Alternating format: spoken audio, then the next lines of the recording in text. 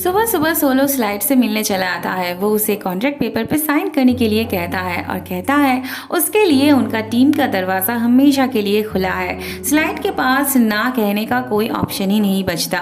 वो राजी हो जाता है। उस तरफ उबई परेशान होने लगता है आयशी का रिप्लाई ना पाके। शिंजे पीछे से आके उबई का मैसेज पढ़ लेता है। वो उबई को एडवाइस देता है कुछ वक्त के लिए उसे आयशी से दूर रहना चाहिए, पर उबई को आयशी की चिंता सताने लगती है। वो जल्दी से आयशी से मिलने के लिए जाने लगता है। आयशी ऑफिस से रिजाइन देने आती है। सभी उसके जाने से एक तरफ अपसेट होते हैं और दूसरी तरफ उसके लिए खुश भी होते हैं। आयशी का एक बॉस कहती है उसके लिए उनका दरवाज़ा हमेशा खुला रहेगा, वो जब चाहे वापस आ सकती है। और दूसरा बॉस इतने दिनों तक उससे इतना काम करवाने के लिए माफ़ी मांगते हैं। आयशी के जाने के बाद ही उबई आता है, पर उसके बॉस से उसे पता चलता है आयशी रिजाइन देके सोलो की टीम ज्वाइन करने वाली है। आयशी पास्ट की तरह कॉन्फिडेंट बनना चाहती थी। इसकी शुरुआत वो अपने लंबे बाल काटने से करती है। बाद में वो सोलो की ऑफिस चली आती है। सोलो की नजर आयशी के शॉर्ट हेयर पे पड़ती है। बाद में वो फिर से इस बारे में बात करने लगता है तो आयशी कहती है पास्ट की फीलिंग्स लाने के लिए ही उसने जानबूझ के काटे थे। सोलो आयशी के आने से जितना खुश था उससे कई ज्यादा आयशी खुश थी। सोलो फिर से आयशी को घर खरीदने के बारे में बताने जाता है, पर क्या सोच के रहने देता है। फिर वो आयशी को ऑफिस के चारों तरफ दिखाने लगता है। वह आयशी की मुलाकात इससे हो जाती है। इसका नाम होता है लिन वी। लिन वी आयशी को उबई का गर्लफ्रेंड कह के पुकारता है। इससे सोलो का मुंह उतर जाता है, पर आयशी जब इस बात को डिनाई करती है तब फिर से सोलो का चेहरा खिल उठता है। एक एक करके आयशी के सारे दोस्त वापस आने लगे थे। उन्हें देख के वो थोड़ा इमोशनल हो पड़ती है। फिर ये सब मिलके चीयर करते हैं। उबई आयशी को बहुत ज़्यादा मिस कर रहा था। वो अपने दिल की बात रोबोट के साथ शेयर करता है। वहाँ आयशी सोलो से सबके साथ डिनर पे चलने की बात करती है, पर सोलो नीचे उबई को खड़ा रहते देख कहता है शायद वो डिनर पे नहीं जा पाएगी। आयशी उबई को देख के नीचे आती है। उबई आयशी से उसके शॉर्ट हेयर की तारीफ करता है। फिर वो पूछता है क्या वो सोलो के लिए फिर से ज्वाइन किया। आयशी ना कहती है। तब उबई को अच्छा लगता है। उबई उसे कहीं ले जाना चाहता है। आयशी भी राजी हो जाती है। जाते जाते आयशी अपने मन में कहती है उसे पता ही नहीं चला कब वो उबई को पसंद करने लगी थी। उसे अब पता है कि वो उबई को बहुत बहुत बहुत पसंद करती है, पर उसे ये भी पता है उबई उसका ऑपोजिट टीम है। उबई आयशी को यहाँ लेके आता है। उबई अपनी दिल की बात बताने से पहले ही आयशी अपनी बात रखती है। वो आज बताती है उसने क्यों सोलो का टीम छोड़ा था और अब दोबारा से उसने क्यों ज्वाइन किया। आयशी को अपना ड्रीम फॉलो ना कर पाने का एक दर्द था। आज जब उसे मौका मिला तो वो अपने सपने से दूर नहीं भाग पाई।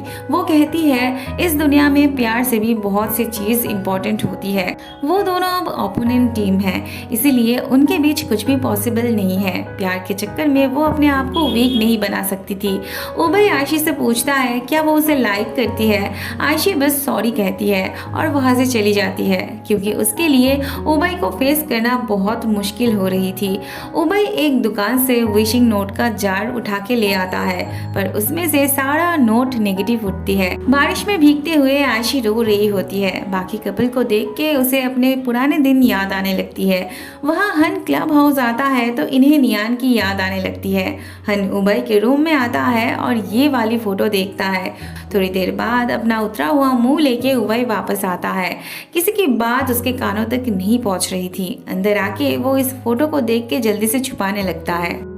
एक तो उबई पहले से ही अपसेट था और ऊपर से हन सोलो को अपना भाई मान के उसकी होके बात करने लगता है। बेचारा गुस्सा होके वहां से चला ही जाता है। आयशी घर आके आयशी को देखने आती है। आयशी नींद में उबई के बारे में बात कर रही होती है। वो उसे कितना पसंद करती है बता रही होती है। वहाँ इतने दिनों बाद दादाजी को दिखाया जाता है। उबई यहाँ चला आता है सोने के लिए। उसके पेट में दर्द होने की वजह से दादाजी परेशान होने लगते हैं। वो हन को फोन करके जल्दी से उबई के लिए दवाई लाने के लिए कहते हैं। बाद में हन आके उबई को 3-4 बार बुलाता है, पर कोई रिप्लाई ना आते देख उसे लगता है उबई सो गया है। फिर वो दवाई दरवाजे के नीचे से अंदर भेजता है। उबई की दवाई लेते लेते हन फिर से उसके लिए काढ़ा लेके आता है। वहाँ इन्हें उबई के लिए फिक्र होने लगती है। उसे देखने का मन करता है। वो कैसा है वो जानना होता है, पर कोई भी उसके पास नहीं जाना चाहता था। फिर 97 3 कागज का टुकड़ा लेता है। बाकी 2 को वो चूज करने के लिए कहता है और जो सबसे छोटा वाला चूज करेगा उसे उबे से मिलने जाना होता है। शिनजे को लगा था उसे ही सबसे बड़ा मिला है, पर सबसे छोटा वाला तो उसी का होता है, इसीलिए उसे ही जाना पड़ता है। उसके आते ही दादाजी इतने सारे सवाल लेके बैठ जाते हैं। उबे का मूड ऑफ क्यों है, कब ठीक होगा, वर्क रिलेटेड कोई प्रॉब्लम है या नहीं, या फिर रिलेशनशिप का कोई प्रॉब्लम है या नहीं। शिनजे भी आराम से रिलेशनशिप वाला प्रॉब्लम बता देता है। दादाजी आयशी की फोटो देखना चाहते हैं। शिनजे ये वाला फोटो दिखाता है। दादाजी आयशी के पास वाली लड़के के बारे में, मतलब सोलो के बारे में जानना चाहते हैं। तब शिनजे बता देता है सोलो उसका एक्स बॉयफ्रेंड था। दादाजी को चिंता होने लगती है आयशी सोलो के पास लौट ना जाए। ऐसे में उबे आके शिनजे को प्रैक्टिस करने जाने के लिए कहता है। सुबह आइजिंग आयशी से कह देती है वो रात को नींद में क्या बरबरा रही थी। आयशी को यकीन नहीं हो रहा था वो ये सब कुछ नींद में बक सकती है। अगले सीन में हम देखते हैं आयशी ऑफिस आती है और वो अपना काम शुरू कर देती है। पहले तो वो सबको समझाने की काम करती है और फिर सबके कहने पे एक छोटा सा स्पीच देती है। सोलो उठ के तालियां बजाने लगता है, फिर बाकी सब भी क्लैप करने लगते हैं। फिर ये सब मिलके चीयर करते हैं। बाद में आयशी आइजिंग से फोन पे बात कर रही होती है। आइजिंग बार बार उसका सोलो कह के बात कर रही थी। आयशी उसे उसका सोलो कहने से मना करती है। आइजिंग कहती है हाँ अब तो उसका उबे भी नहीं रहा, थैंक गॉड कि कम से कम उसका शिनजे तो है। ऐसे में दरवाजे की घंटी बजती है और आइजिंग दरवाजा खोल के शिनजे की गर्लफ्रेंड को देखती है। वो तभी शिनजे को फोन पे ये सब बताती है। शिनजे परेशान होने लगता है। टीम मेंबर शिनजे के एक्स गर्लफ्रेंड के बारे में 97 से बार बार पूछने लगते हैं। 97 बताना नहीं चाहता था, पर बिना बताए वो रह भी नहीं पा रहा था। वो कहता है शिनजे का एक्स गर्लफ्रेंड पहले तो 3 बार उसे चीट किया, पर फिर भी वो शिनजे को उसके साथ रहने के लिए फोर्स करती है। वो उसके नाक पे दम करके रखती है। शिनजे बाहर आके फोन पे बात करता है। वो अपने एक्स गर्लफ्रेंड को उसे छुटकारा देने के लिए कहता है, उसे परेशान करने से मना करता है। आइजिंग के घर से चले जाने के लिए कहता है, पर वो तो रो रो के बात करने लगती है। शिनजे आइजिंग को उसकी बातों पे विश्वास करने से मना करता है, पर आइजिंग गुस्सा होकर फोन काट देती है। फोन रखने के बाद शिनजे की एक्स गर्लफ्रेंड रोना बंद कर देती है और मेकअप ठीक करने लगती है। आइजिंग को उसकी हरकतें अजीब लगती है। उसके अंदर गुस्सा भड़क रही थी, पर फिर भी वो बहुत पोलाइट होकर उससे बात कर रही थी। शिनजे के एक्स गर्लफ्रेंड का काम था आग लगाना। वो हो गई होती है तो वो वहां से चली जाती है। बाद में शिनजे आइजिंग से एक मौका चाहता है ठीक से एक्सप्लेन करने के लिए। अब आइजिंग शिनजे के लिए फील करने लगी थी और इन सब बातों से वो अपने एज को लेके इनसिक्योरिटी फील कर रही थी। वो आगे जाके इससे ज्यादा हर्ट हो इससे पहले ही वो शिनजे के साथ यहीं पे सब कुछ खत्म करना चाहती थी। पर शिनजे कहता है उसकी बातें सुनने के बाद भी अगर उसे लगे कि उसे उसके साथ आगे नहीं बढ़ना है तो वो कर सकती है। आयशी रात भर काम करते करते ऑफिस में ही सो पड़ती है। सोलो आके उसे डिस्टर्ब नहीं करता।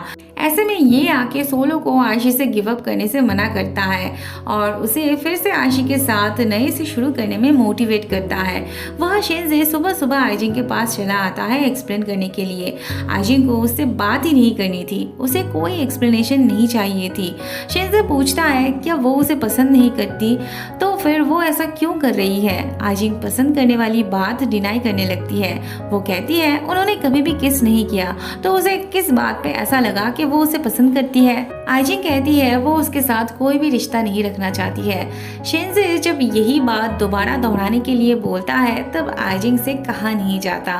फिर एक के बाद एक ऐसी सिचुएशन क्रिएट होने लगती है जिससे उनका रिश्ता टूटने के बदले और भी गहरी होने जाती है।